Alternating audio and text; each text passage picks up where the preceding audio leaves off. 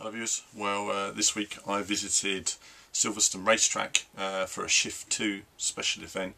We had the opportunity to go out in Aston Martins at night, a bit of a night driving experience, certainly something new for me, and also I got to interview the lead game designer Andy Tudor, see a bit more of that, or at least a brief sort of part of the interview. We're going to run a bit more later, but check this out now. Any lucky journalists getting an opportunity to play. This is early on now before lots of other people have had the chance to get here. See all little pods, everything else in here. It's an empty room at the moment before the event. Outside, some of the developers have brought their cars along. You can see some fine examples of automotive goodness outside as well. Fantastic.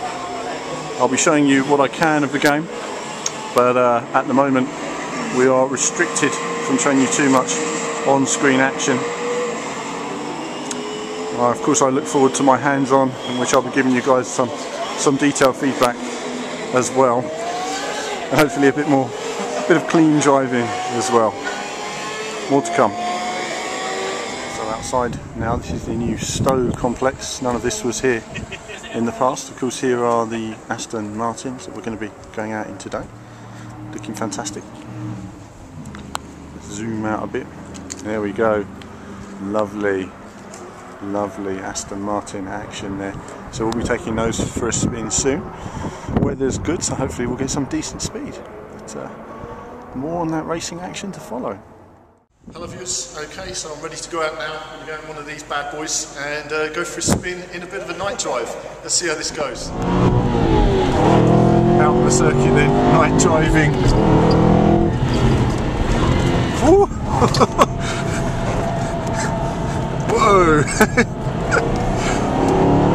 Feels good. Nice dry conditions in the end, no rain.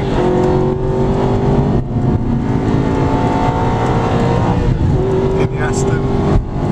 Oh, heavy on the brakes. You nice. Quite heavy car, you know, to slow down these.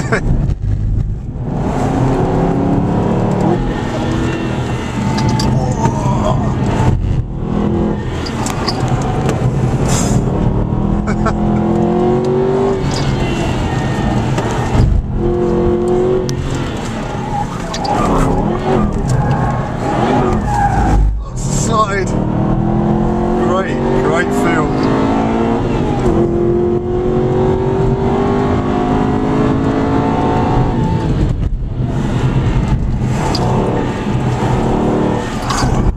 See that chicane?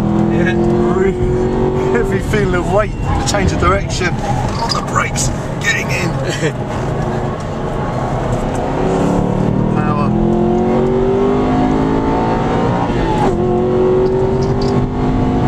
Braking zone again. That's the new pit complex, looking fantastic.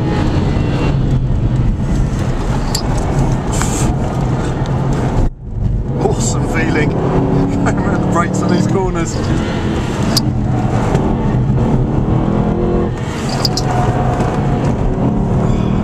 Really heavy, nice heavy feeling, sliding the car in. You can't see on the camera sometimes, but oh, sliding the car round. Fantastic drift. Finishing the drive. Just thought I'll put that one in here for the end. Lovely. Straight after dinner. What more do you need? Fantastic. Yeah. Hello viewers. Well, that's it. That was my night drive. What a fantastic experience. Wow. I'll have to recover from that one. A bit more shift to come. You can actually see the smoke coming off the brakes there actually. Just a little inspection taking place. Wow, hot brakes. Before we start our interview, what's important is I'm wearing a Need for Speed showing a police shirt here, and I think what's important is road safety. So I think before we go any further, we should wear important safety equipment. Now that's yours. Actually, go on. Are these underpants? New one there. Fantastic. You seriously want me to put this on? Right, these on. I'll look like a cock wearing this. So Susie's full. We look great. We look great. So, okay. So Andy, let's talk about Shift. We're doing. This is going to hit YouTube, right? It's going to hit YouTube. There's going to be lots of people watching it, and we're going to talk about Shift 2. So, great. From Shift 1, from the driver experience, of shift 1 to shift 2? Where does it start? Where do you begin? I'm not seriously not wearing this the entire interview. You can cut that. I'm not wearing that. Andy, not a fan of the safety headwear. I think it makes me look quite cool. What do you think, viewers? Pretty good, huh? Pretty good. Let's check out a bit more shift. And you know, adding in the telemetry so you can get real-time feedback on what you're actually doing and how it's affecting the handling and performance. So you've got a lot more layers of detail to the handling now, and we've seen that with some of the telemetry as well, very detailed tyre telemetry. I suppose for me it just comes down to nuts and bolts, the basics of it. To say to viewers right now, Need for Speed Shift 1, from my point of view, the cars tended to sway on the default settings, they had a slightly swivelly nature. Shift 2, you know, is there going to be improvements to this? Is the car going to be more rooted to the ground?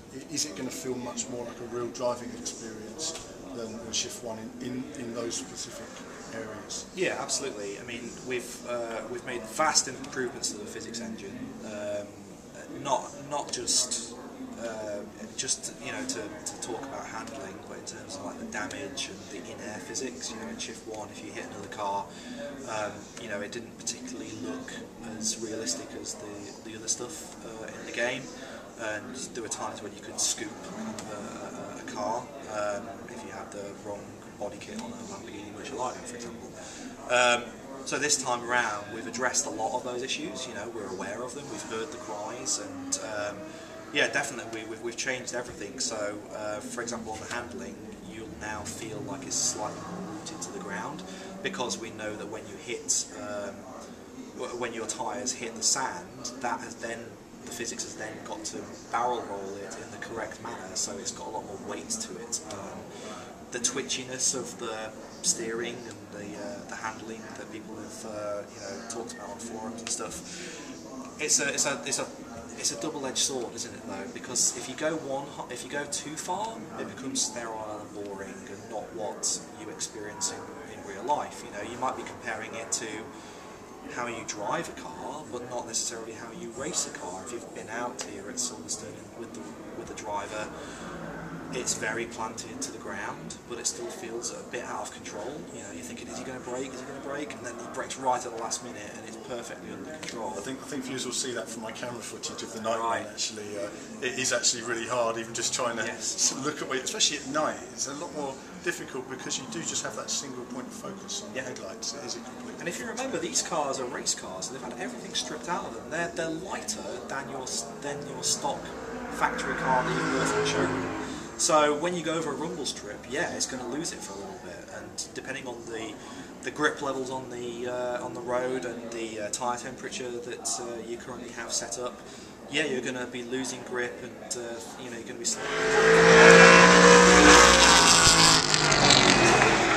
hands-on than that. So a final thought then.